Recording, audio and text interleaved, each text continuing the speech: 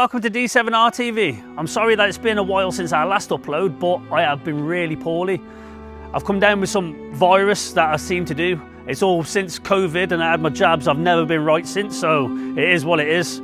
And yeah, I've been focusing on doing a Celica build for the customer, which is now entering its conclusion and will be off the paint very shortly. So here's a little update on said Clio, the YouTube Clio as we call it. And there's been no updates, no paperwork still has arrived. I've sent off a V62 form and apparently the person who originally owned this car is dead, but I can't comment on that because I don't know for certain, so don't quote me. So it could take an age for some paperwork to come and I haven't got time to mess around, so I've come up with a solution and something to bring you some content, because I can't be sitting on a car that I've got no paperwork to. So here we go.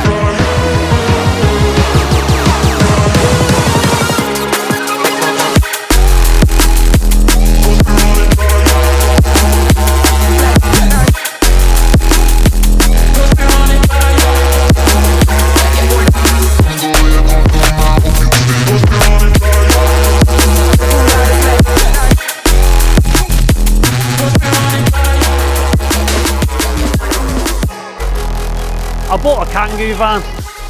What's better than waiting on a Clio that might never happen because I might never get the paperwork, than building a race van? And you're probably going to say, what do you mean a race van? It looks very racy. It's got sporty wheels on, but there was a foregone conclusion because I thought, a nice set of 172 wheels will fit on here, nice. No, they don't fit. You need spacers. I tried putting some 10mm spacers on the back, but they needed at least 15mm, so they don't go on. So the plan is, I'm going to make a 172 Kangoo van. And some of you will be like, well, why? Because why not? We need to do something, and we need to do something for you guys, for content. I mean, I have no need for a van. I have no need for a dead Clio, but I've got parts, and what's better than building a 172 Clio track car is building a 172 engined track van. Simples. Truth be told, I have wanted a 172 Kangoo van for about 5 or 6 years, but I'm not going to go and spend £1,000 on a van. So when this landed on the back of Scott Sharkey's truck, which is the truck I usually borrow to go and get my little projects and stuff, and he says, do I want a van? Well, here it is, 180 quid. How can I say no? This van is rough. It's got a dead engine. Well, I think the engine's dead. The gearbox is definitely dead. It went to a garage. It was supposed to be fixed. They started stripping the gearbox down and I don't know what went on there, but it ended up with me as a non-runner. So it's a win-win. This is a phase 1 Kangoo van and now they are quite rare. They're definitely the coolest looking one because the phase 2 is more Clio looking and they're 10 a penny and they're very common, where these phase 1s are not. They sort of resemble a phase 1 172 Clio. So that's where my little idea comes from. I may even try and graft in a 172 phase 1 bumper because they look a little bit aggressive with the little grills and stuff here and the fog lights, which I could probably put brake coolers and stuff in.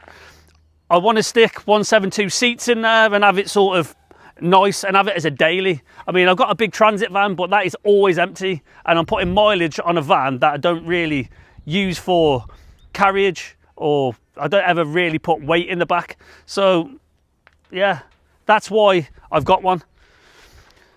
But the thing is, there's many 172 Megane engine Kangoo vans out there. I've got an abundance of about 5 or 6 friends with them, and they have come in very useful with telling me what I can and can't do. So on YouTube, you'll find hundreds of videos of Kangoo vans from all different countries, but no one will show you how to build one. And that is what separates my videos from theirs. Kangoo van is loosely based on the Clio. It's not exactly the same, but it's more from this front backwards. This is pretty much Clio in here. So the strut tops, etc., gearbox mounts, engine mounts, rear dog bone mount, shifter, all that sort of stuff is Clio. So that's the easy part, is just dropping a Clio 172 engine in here and getting it all mounted, etc. is pretty much plug and play. But I'm gonna have to pull the dashboard out. This is a diesel. It's a 1.9 diesel. They've got about 60 horsepower, which wouldn't pull the skin off a rice pudding. And we're gonna try and aim to get it about 180 brake. So it should then pull the skin off a rice pudding. And should be fairly quick. So the struts of a 172 will bolt straight up. The subframes, I believe, are exactly the same, but the wishbones and the ball joints are different because they're slightly bigger. I think they're 10mm holes for the ball joints on this, and for a 172 they're 12mm. So that's pretty much the only difference. I mean, the front flips up, which is quite cool. So I'll have to pull the front bonnet off. I'll have to undo the slam panel, drop the engine out the front. Exactly the same as the Clio. It's going to have the Clio brakes, but on the rear, slightly different. It's a rear beam and it's on drum brakes. So I'm going to be looking to do a rear disc conversion, but I'm going to have to keep this rear beam. On the Clio, they have a shock absorber and a spring, and the shock absorber goes directly up into the wheel tub, whereas this goes diagonally, the same as Megane, I believe. So a phase 1 Megane, and like a Clio Williams or a 16 valve, a Mark 1 Clio. This is slightly odd, but it is what it is. Interior, it's quite bland in here. I don't know what this van was used for, but I hazard a guess it was probably a painter and decorator van of some sort. It's all panelled out in the back. It's got some hooks and stuff in here. But the dash is completely different to the Clio dash. And I have tried a dash top loosely fitted in here from the Clio, so it might be something that I might just try and retrofit a 172 full dashboard in here, because I'm going to have to change